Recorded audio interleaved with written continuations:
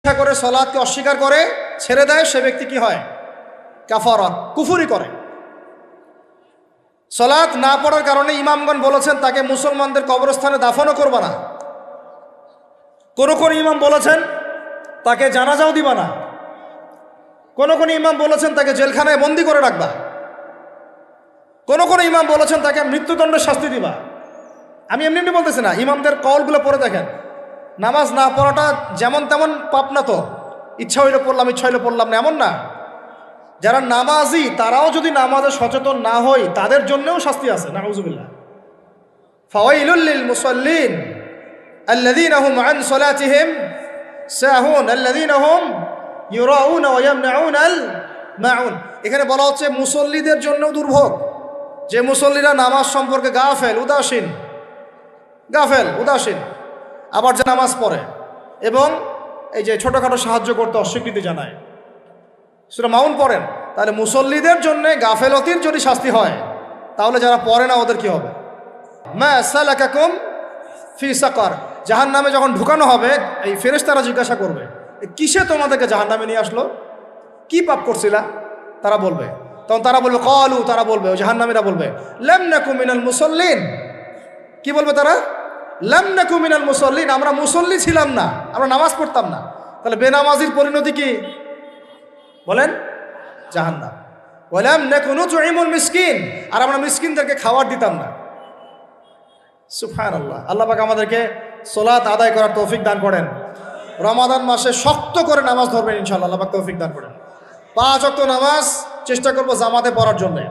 যদি জামাত ছুটেও যায় তাও পরে জামাত করে নেবেন, সেটাও না পড়েন অ্যাটলিস্ট বাসায় পড়বেন। রাজি আছেন? এই যুবকরা কি হলো, বসো অল্প সময় বসেন। আরে আপনাদের চেয়ে আমার তারা বেশি, আমি 4 ঘন্টা সফর করে আসছি, আবার 4 ঘন্টা সফর করতে হবে আমাকে। আপনারা তো এখান থেকে বাসায় চলে যাবেন, চারদার বাসা। এত ব্যস্ত কেন? বসেন। এখন কথা হচ্ছে যে নামাজের সাথে আরো অনেক ফরজ আছে না? যেমন পর্দা কি ফরজ না? ফরজ না? যাকাত ফরজ না? ফরজ না? তারপরে আল্লাহ পাকের আনুগত্য করা, এটা ফরজ না? ফরজ না? রসুলের আনুগত্য, তাওহীদ ফরজ না? সুন্নত।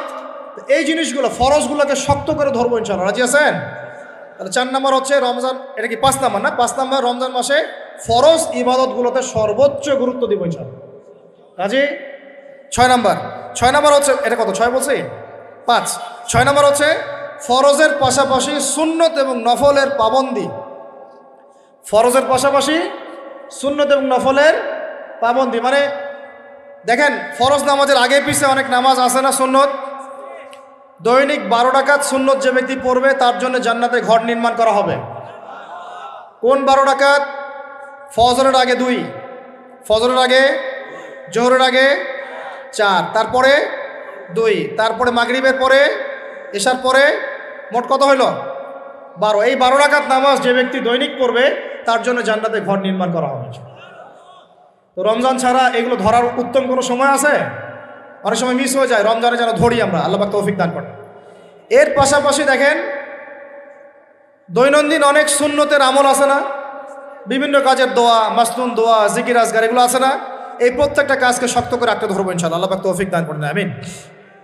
যে কাজটা করবেন তার আগে জেনে নেবেন ওই কাজটা কিভাবে করলে সুন্নত হবে। সকালে উঠে এক দৌড় দিয়ে বাথরুমে যাবেন না।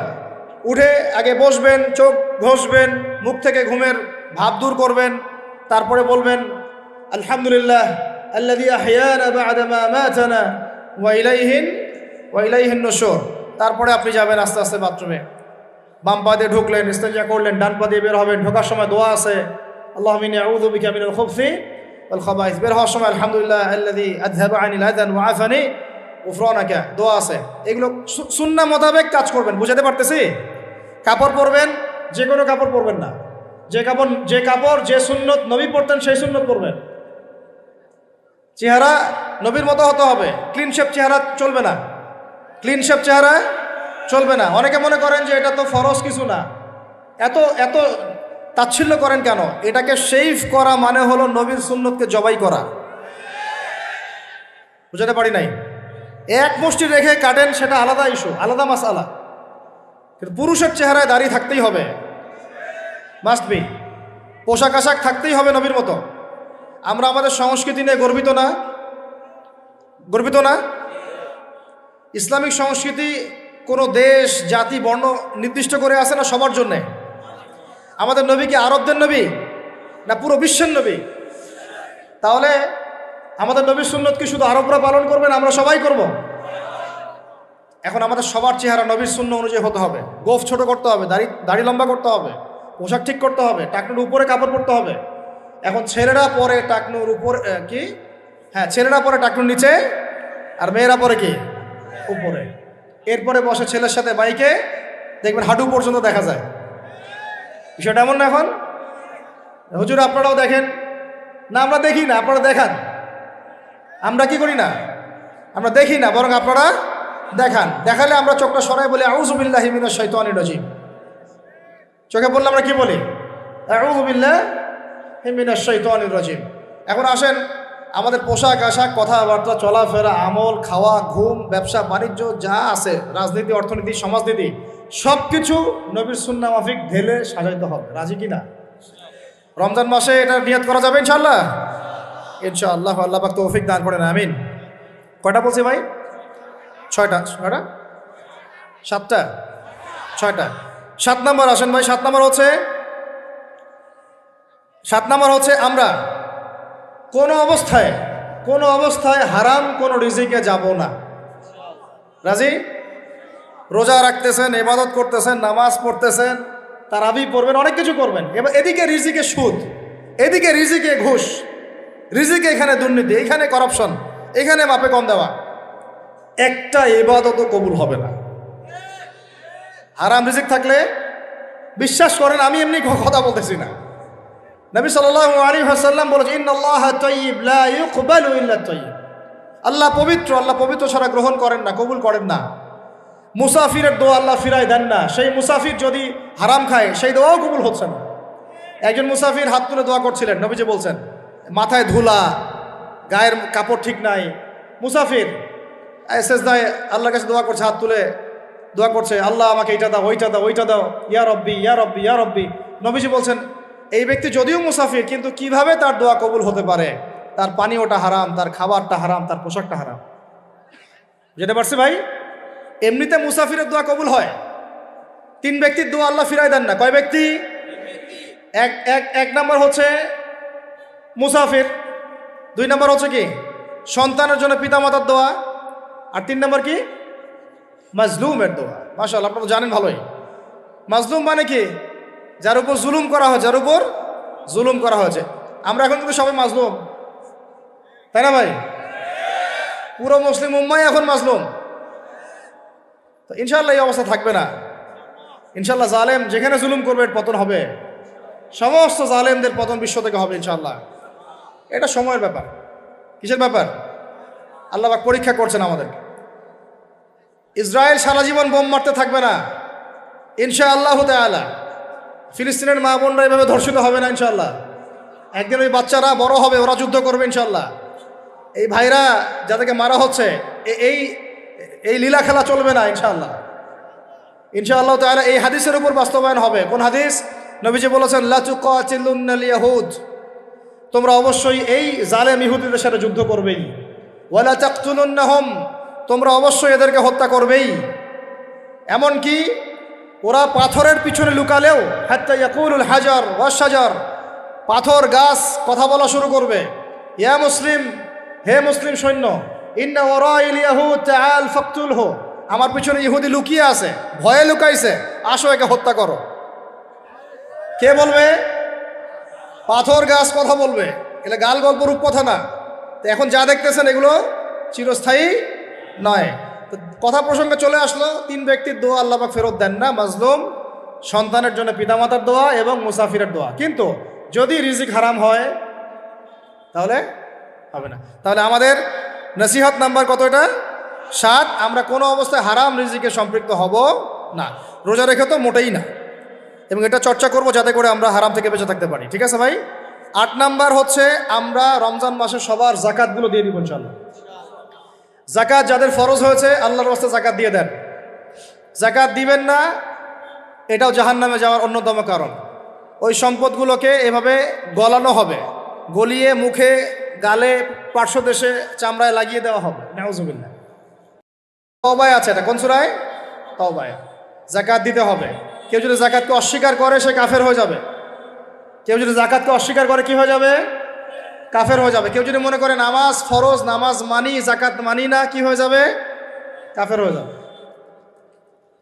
এখন আমার কথা হচ্ছে, ইসলামী অর্থনীতির মূল ভিত্তি হচ্ছে যাকাত।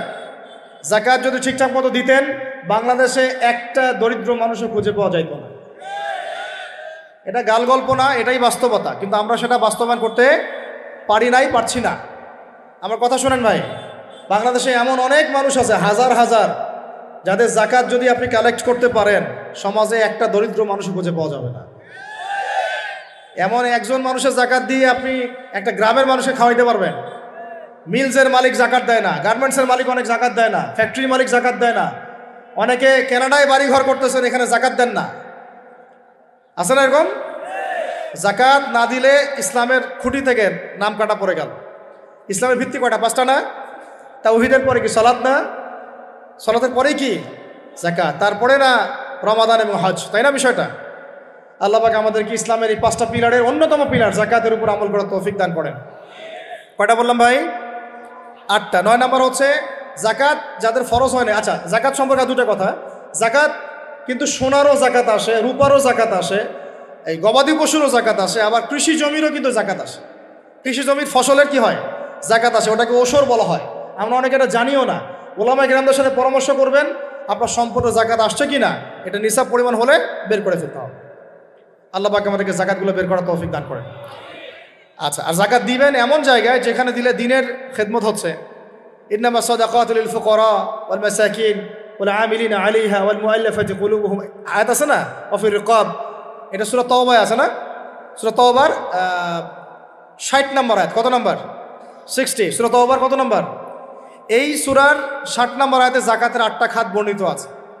এই যে কোনো খাতে আপনি দিতে পারেন, তবে আমার পরামর্শ দিনের রাস্তায় ফি সাবিলিল্লাহ এগুলোতে যাকাত দিলে ভালো হবে, আত্মীয়দেরকে দিলে ভালো হবে, মিসকিনদেরকে দিলে ভালো হবে ইনশাআল্লাহ। আল্লাহ পাক তৌফিক দান করে দেন। তো এটা হলো 8। 9 নম্বর হচ্ছে 9 না 8?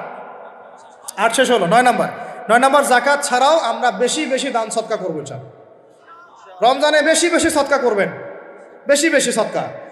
মানে সদাকার এমন ক্ষমতা আছে যে আপনার তাকদিরে মনে করেন একটা বিপদ লেখা আছে, মনে করেন তাকদিরে একটা বিপদ আছে, আপনি এখানে সদকা করছেন, এই সদাকার ওসিলাতে আল্লাহ পাক আপনার এই বিপদটা দূর করে দিতে পারেন।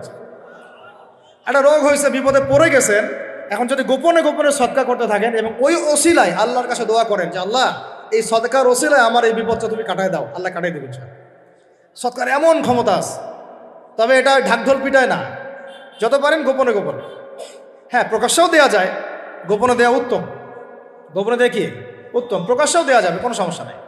আমরা সদাকা দিব বেশি বেশি চেষ্টা করবো আত্মীয়র হক দেওয়ার, আত্মীয়দেরকে দেওয়ার জন্যে, প্রতিবেশী, আমাদের সমাজের ইয়েতিম, আমাদের সমাজের বিধবা, আমাদের সমাজের মিসকিন, ভালো ভালো জায়গায় সদকা করবেন। ঢাকা শহরে দেখা যায় অনেক সময় আমরা গাড়ি দিয়ে যাই, গাড়ির সামনে গ্লাসে নক করে টাকা যাচ্ছে, আল্লাহর ওয়াস্তে কিছু দেন। কে জানি হাদিসটা ভিক্ষুকদেরকে শিখাইছে। কোন হাদিস জানেন? যে আল্লাহর ওয়াস্তে কারো কাছে কিছু চাইলে ফিরাইতে হয় না। আল্লাহর ওয়াস্তে যদি কেউ আপনার কাছে কিছু চায়, যে আল্লাহর ওয়াস্তে ভাই আপনার কাছে আমি 10টা টাকা চাচ্ছি, থাকলে দেন, তাহলে এটা ফিরাইতে হয় না। বেচারা আল্লাহর ওয়াস্তে চাইছে, আমি ফিরাবো কেন? আল্লাহর দোহাই দিছে। তো প্রত্যেকটা ভিক্ষুক দেখবেন চায় আল্লাহর ওয়াস্তে দেন, সেটা নিয়ে গাঁজা খাক আর কি করে করবো, আল্লাহর ওয়াস্তেই চাচ্ছে। তো অনেক সময় দেখা যায় অনেক ভিক্ষুকের ফ্ল্যাট আছে ঢাকায়, কি আছে, আর আমরা ভাড়া থাকি, যারা দেই তারা ভাড়া থাকি, হয় ভিক্ষুকের ফ্ল্যাট আছে। সুবহানাল্লাহ। তো প্রতারণা যুক্ত, বোঝার বুদ্ধি নাই কোথায় দিলে ভালো হবে, এই জন্যে বাছাই করে করে সদকা করবেন। দিনই খাতগুলোতে বেশি সদকা করবেন, আল্লাহ পাক তৌফিক দান করবেন। আর সবচেয়ে ভালো হয়, আমার পরামর্শ, সবচেয়ে ভালো হচ্ছে আত্মীয়দেরকে দিবেন। এখানে আপনি 2টা নেকি পাবেন। কয়টা? এক, আত্মীয়র হক রক্ষা করলেন, হক আদায় করলেন, তার নেকি, সৎকার তো করলেন, এটার নেকি আছে। আবার আত্মীয়র সম্পর্ক বজায় রাখলেন, সুসম্পর্ক বজায় রাখলেন, এটা আরেকটা নেকি। আত্মীয়তার সম্পর্ক রক্ষা করা বিশাল ইবাদত।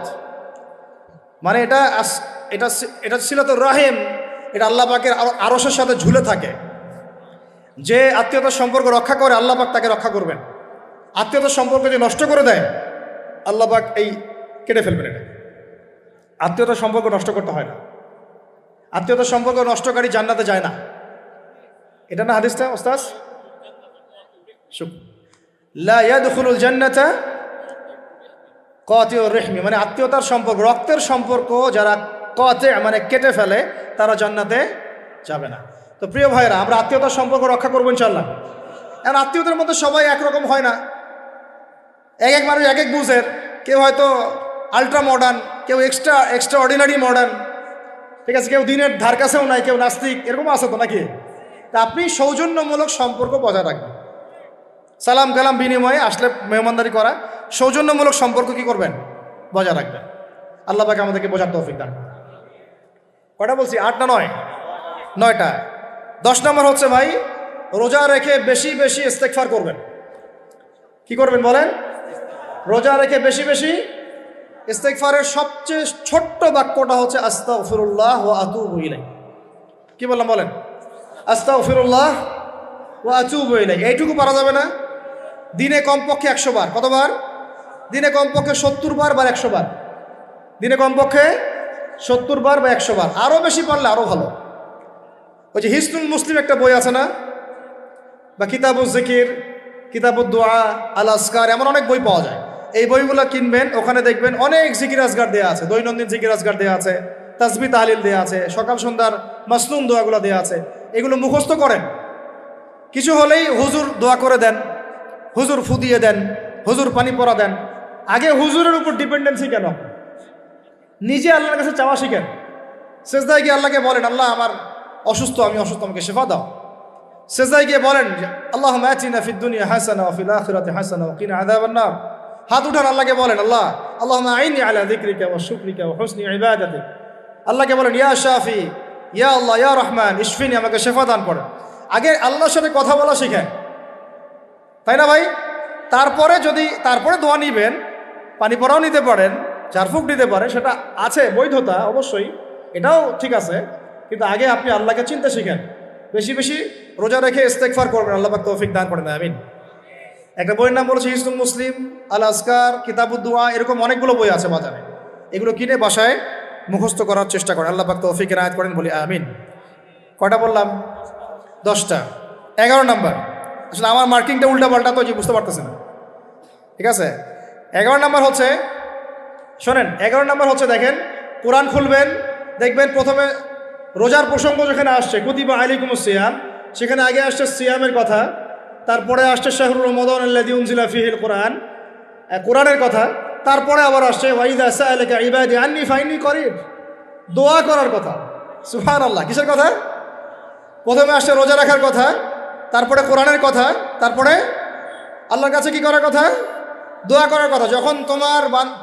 যখন আমার বান্দারা তোমাকে জিজ্ঞাসা করে, যে আমার সম্পর্কে জিজ্ঞাসা করে, ওয়াইদা সাআলাকা ইবাদি আন্নী, বলো ফাইন্নী করিব, আমি কাছেই আছি, উজিবু দাওয়াতাদ দাঈ ইযা দাআন, দোয়াকারী যখন দোয়া করে আমি তার দোয়া শ্রবণ করি। সুবহানাল্লাহ। ফালিয়াস্তাজিবু লি ওয়াল ইউমিনু বি, আমি তার দোয়া শুনি, অতএব সেও যেন আমার কথা শুনে। সুবহানাল্লাহ। এবং আমার প্রতি ঈমান নিয়ে আসে। তাহলে রোজা রেখে বেশি বেশি কি করব বুঝে ফেলছেন? কি বলেন? দোয়া করবেন। কোরআনের পরে কিসের কথা আসছে? রোজাদারের দোয়া ফেরত দেওয়া হয় না। দোয়া কবুল হওয়ার অন্যতম একটা অস্ত্র হচ্ছে রোজা রেখে দোয়া করা। কেমন করে ফেরত দিবে? আল্লাহর জন্য আমরা না খেয়ে আসি, তাই না? আল্লাহ পাকের মায়া হবে না, দয়া হবে না? আমার বান্দা না খেয়ে আছে, আমার বান্দা পানি ত্যাগ করছে, আমার বান্দা স্ত্রী সহবাস ত্যাগ করছে, হালালগুলো ছেড়ে দিয়েছে আমার জন্যে, তা আমি কেন তার দোয়া? অবশ্যই আল্লাহ পাক উপযুক্ত মনে করলে দোয়া কবুল করবেনই করবেন ইনশাআল্লাহ। দোয়া করার পদ্ধতি জানতে হবে। হারাম খাওয়া যাবে না, শিরক করা যাবে না, বেদাত করবো না। ইনশাআল্লাহ দোয়া করার আগে আল্লাহর প্রশংসা করব, নবী সাল্লাল্লাহু আলাইহি ওয়াসাল্লামের প্রতি দরুদ পড়ব, ঠিক আছে? দোয়া কবুলের সময়গুলো বেছে বেছে দোয়া করব, ইনশাআল্লাহ দোয়া কবুল হবে। আল্লাহ পাক আমাদেরকে রোজা রাখা অবস্থায় বেশি বেশি দোয়া করার তৌফিক দান করেন। কটা হচ্ছে? 11। 12 নম্বর হচ্ছে, রমজান মাসে তারাবির নামাজ জামাতে পড়ব। কি বললাম বলেন? রমজান মাসে সালাতুত তারাবি জামাতে পড়ব। এখন আমি আরো 3টা কথা বাড়াই দিচ্ছি। কেউ হজম করতে পারলে করেন, যদি না করতে পারেন বদহজম হয়ে যায়, কিছু করার নাই। বদহজম যদি হয়ে যায় পরে আমাদের সাথে মাদ্রাসায় এসে বসেন, কিতাবপত্র খুলে দেখাবো, কথা হবে ইনশাল্লাহ। রমজান মাসে আমরা তারাবির নামাজ পড়বো ইনশাল্লাহ জামাতে। কোথায়? জামাতে ইনশাল্লাহ। 1 2 নম্বর, তারাবির নামাজ পড়বো 20 রাকাত। কত রাকাত? 20 রাকাত। আর যদি বলেন যে আমি ভাই কম পড়ি, পড়েন আপনি বাসায়, কোনো সমস্যা নাই। আপনি আপনার মতো করে বাসায় পড়েন, কোনো সমস্যা নাই। যদি উমর রাদিয়াল্লাহু আনহু এর উপর আমল করে থাকেন, আমার আমল করতে কোনো সমস্যা নাই। যদি উসমান রাদিয়াল্লাহু আনহু 2 আযান চালু করে থাকেন, তাহলে আমার আমল করতে কোনো সমস্যা নাই। ওই যে হাদিসটা বলেছিলাম প্রথমে, কে নাজাত প্রাপ্ত ফেরকা? মা আনা আলাইহি ওয়া আসহাবি, আমি আর আমার সাহাবীরা যার উপরে আছি। আরেকটা হাদিস কি? আলাইকুম বিসুন্নতি ওয়া সুন্নতি খুলাফায়ে রাশিদিন মাহদিয়িন মিন বাদি, তোমাদের উপর অবধারিত হচ্ছে, ওয়াজিব হচ্ছে আমার সুন্নতকে আঁকড়ে ধরা এবং আমার সাহাবীদের সুন্নতকে কে আঁকড়ে ধরা। কার কার সুন্নত? আমার সুন্নতকে আঁকড়ে ধরো এবং আমার সাহাবীদের সুন্নতকে আঁকড়ে ধরো, খোলাফায়ে রাশেদার সুন্নতকে আঁকড়ে ধরো, যারা মাহদিয়িন হেদায়েত প্রাপ্ত মিন বাদি, আমার পরে। সাহাবায়ে কেরাম যদি কিছু চালু করেন, আমল করতে কোনো দোষ নাই, বরং এটাই হচ্ছে সুন্নতের আরও শ্রেষ্ঠ অনুসরণ। কারণ আমি তো ওমরের চেয়ে বড় পরহেজগার হইতে পারবো না। পারবেন? তাহলে আমি তো উসমানের চেয়ে দিন বেশি বুঝি না। তিনি যদি 2 আযান চালু করতে পারেন, তাহলে আমি তাকে বেদাতি বলতে পারি না, নাউযুবিল্লাহ। যদি আমি তাকে এভাবে শব্দ প্রয়োগ করা হয়েছে বাংলাদেশে, উসমান রাদিয়াল্লাহু আনহু যদি 2 আযান চালু করে থাকে, ওটা বেদাত হয়ে গেছে, নাউযুবিল্লাহ। বলেন নাউযুবিল্লাহ। সাহাবীরা কিছু চালু করলে যদি বেদাত হয়, তাহলে সুন্নত হবে কি? তাহলে সুন্নত কোনটা হবে?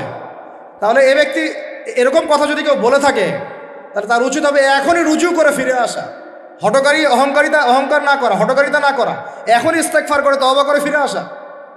আল্লাহ মাফ করে দিবেন ইনশাআল্লাহ।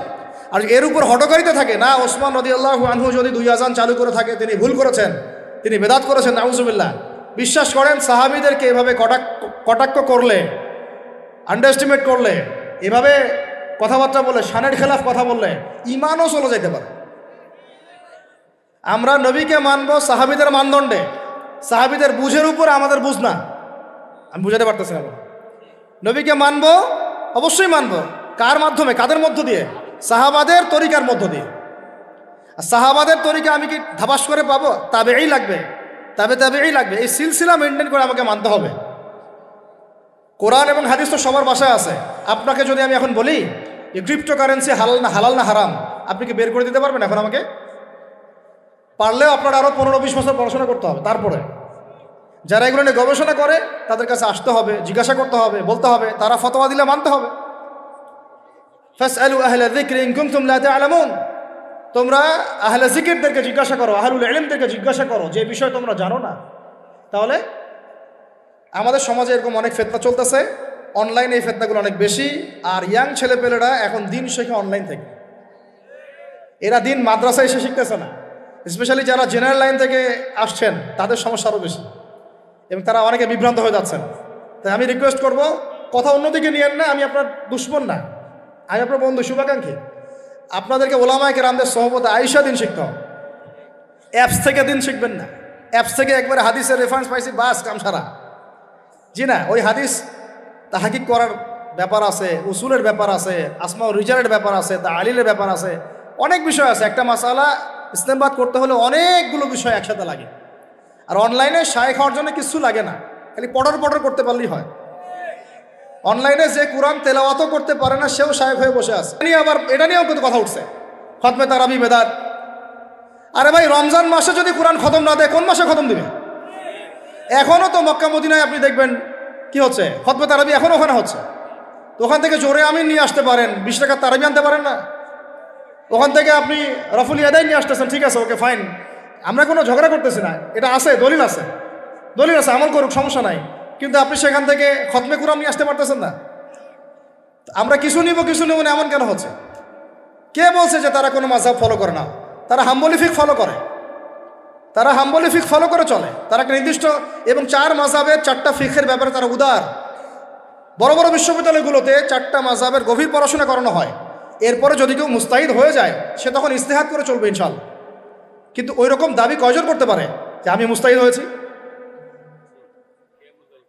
তো আল্লাহ পাক আমাদেরকে তৌফিক দান করেন, এগুলো কথা বোঝার তৌফিক দান করেন। এগুলো বলতে চাইনি, প্রসঙ্গ এসে গেল, বলে ফেললাম। এখন ভাই বলেছি তারাবির নামাজ জামাতে খতমে তারাবি চেষ্টা করব ইনশাল্লাহ 20 টাকা পড়া। আল্লাহ পাক তৌফিক দান করে। কত বললাম ভাই? 12 আর 3টা 13, 14, 15। 13 হচ্ছে শেষ রাত্রেও কিছুটা সময় হলেও আল্লাহকে ডাকার চেষ্টা করেন, সুন্নত নফল কিছু পড়ার চেষ্টা করেন, দোয়া করেন, কিছু কোরআন তেলাওয়াত করেন। ওই সময় আল্লাহ পাকের রহমত নেমে আসে। আল্লাহ পাক আহ্বান করতে থাকেন, কে আছো আমার কাছে চাইবা, কে আছো আমাকে ডাকবা, কে আছো আমাকে আমার কাছে কিছু চাইবা, ডাকবা, ক্ষমা প্রার্থনা করবা, আমি তোমাকে ক্ষমা করে দিব, আমি তোমাকে যা চাও তাই দিব, আমি তোমার ডাকে সাড়া দিব। এইভাবে আল্লাহ পাক ফজর পর্যন্ত বলতে থাকেন। ইনশাআল্লাহ ইনশাআল্লাহ এটাকে কিয়ামুল লাইল করবেন, তাহাজ্জুদ পড়বেন। এটা তাহাজ্জুদ আপনি পরে, এমন না যে আপনি তারাবি পড়েছেন বলে পরে নামাজ পড়তে পারবেন না, এমন না কিন্তু বিষয়। আপনি পরেও শেষ রাত্রেও নামাজ পড়তে পারবেন ইনশাআল্লাহ। আল্লাহ পাক তৌফিক দান করেন, আমিন। 13 হয়েছে, 13 শেষ। 14 হচ্ছে ভাই, যদি সামর্থ্য থাকে রমজান মাসে একটা উমরা করে আসে।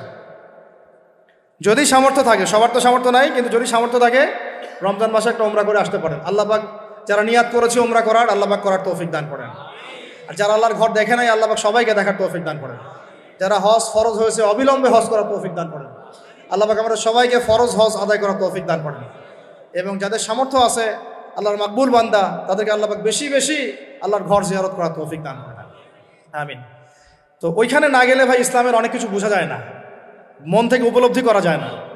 এই যে রাসূলের জীবনী আপনি পড়তেছেন, সুন্নতগুলো আমল করতেছেন, যখন তার রওজার সামনে দাঁড়াবেন, সালাম দিবেন, আসসালামু আলাইকা আইয়ুহান নবী ওয়া রাহমাতুল্লাহি ওয়া বারাকাতুহু, আপনার কলিজাটা একদম কেঁদে উঠবে। তখন মনে হবে যে এখানে নবী সাল্লাল্লাহু আলাইহি ওয়াসাল্লাম এখানেই আছে। তো তার যুদ্ধ করা সেই বদরের মাঠ, সেই উহুদের প্রান্তর, সেই বনু কুরাইজা, সেই আপনার মসজিদে কুবা, এই মক্কা, এই বাইতুল্লাহ, এই হারাম, এগুলো না দেখলে, চোখে না দেখলে আপনি উপলব্ধি করতে পারবেন, ফিলটা আসবে। কথা বুঝতে পারছেন? আল্লাহ পাক আমাদেরকে সামর্থ্যবানদেরকে উমরা করার তৌফিক দান করেন। এরপরে হচ্ছে যে কটা শেষ হয়েছে? 14টা 13টা 14টা হয়ে গেছে। আচ্ছা, শেষটা হচ্ছে রমজানে আমরা আমাদের আশপাশের সমাজের যত দরিদ্র মানুষ আছে, অসহায় দরিদ্র ইয়েতিম, বিধবা, মিসকিন, এরকম মুসলিম যারা আছে তাদের সবাইকে ইনশাআল্লাহ রমজানের পণ্য সামগ্রী, খাদ্য সামগ্রী বিতরণ করবো ইনশাআল্লাহ।